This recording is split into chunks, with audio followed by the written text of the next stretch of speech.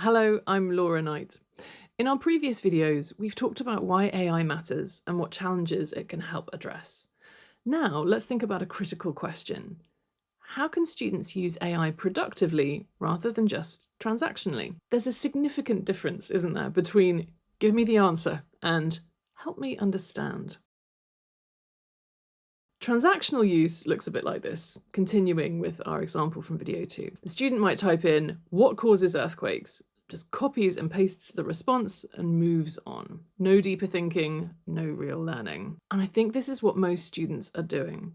They're using AI as a faster version of searching the internet. It works for getting homework done, but it doesn't actually build any understanding. Productive use looks a bit different. For example, I think earthquakes happen when tectonic plates collide, but I'm confused about why some boundaries cause earthquakes and others don't. Can you explain the difference? Now that's an example of a student engaging with their own thinking, identifying their specific confusion, and seeking targeted help.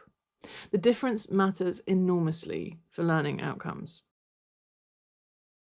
Now, educational AI can respond in different ways, depending on what students need. A guiding approach asks questions back.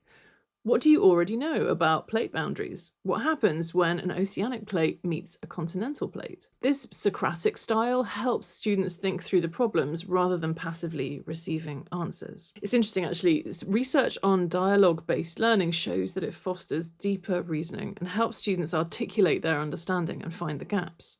When students have to explain their thinking, they engage more actively with the material. A direct approach provides clear explanations when students need a straightforward information. Here's how photosynthesis works, step by step, for example. Sometimes students don't need to puzzle it out. What they actually need is clarity. The best systems are flexible enough to do both, matching the approach to what the student needs in that moment. Some platforms are experimenting when asking students follow-up questions to check understanding, and then highlighting areas that might need more work. That's really interesting. Now, let's think about prompting for a second. I think something that teachers can actively teach is how to prompt well. So a poor prompt might be, help me with question 3. A better prompt might be, I'm stuck on question 3 about rate of reaction. I don't understand why the graph curves the way it does, but I get that temperature affects it. Can you explain the relationship between temperature and particle collision? Now, this better prompt gives some context, identifies the specific confusion, and asks for explanation rather than just answers. And I think this is a teachable skill. When teachers model good prompting, so showing students how to be specific, how to reference what they already understand, and how to ask for explanation rather than just answers, students get better results. It's similar to teaching learners how to use a library effectively, or how to evaluate website credibility. These are information literacy skills. They really matter.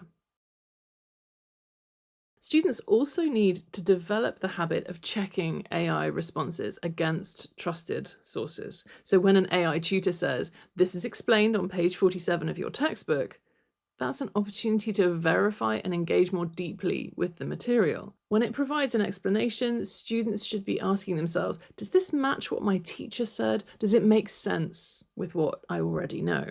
Critical thinking about AI responses is just as important as using AI in the first place. So we're not asking students to trust AI blindly.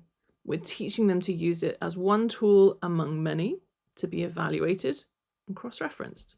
So in my view, productive use of AI isn't about the technology itself alone. It's about how students engage with it, asking better questions, thinking critically about responses, and then using AI to deepen their understanding rather than bypass or offload the thinking. In our next video, we'll have a look at some real stories from classrooms where this kind of productive use is making a measurable difference. See you there.